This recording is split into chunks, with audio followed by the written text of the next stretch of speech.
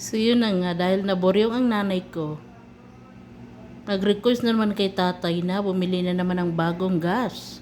Bagong lutuan, ayan o. O, see? O, diba guys, yung dating lutuan ko, kakarating lang as in ngayon lang. O, ang daming pera. Ayan o, zoom natin na.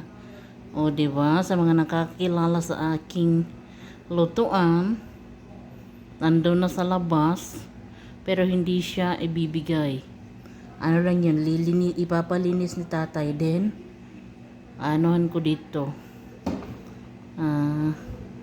Ika-cover namin dito sa bahay kasi regalo yun ng kaibigan ni tatay, hindi yun binili eh. So ayan, ang bago naming member ng pamilya.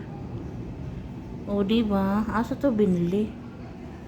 Sa Almanya pala ito binili, pero hindi siya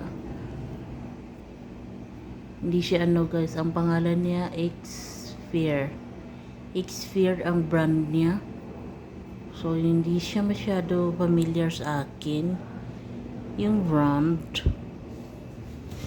So i-check natin guys. Pero in fairness ang gusto kasi ni nanay is malakas yung apoy. So far malakas ang apoy, lalo na ito. Itong part na ito kasi sa gitna guys, ito yung gusto ni nanay na malakas ang apoy. Kaya ito yung napili nila. Silang dalawa ni tatay kasi bumili, hindi ako nakasama eh. Diba? So actually ito, medyo masilan ito sa linis-linis. So may stinky pa dyan na natitira. Hindi pa nalilinis yung gas namin. So since nung naglipat kami sa bahay na to, dalawa yung brand new na baby kong gas. Ito oh. Ito yung dati kong gas guys. Ayan oh. O diba? May ganun pa siya oh. Oh. Cookwheel with Simfear. Oh. Yan yung dati ko.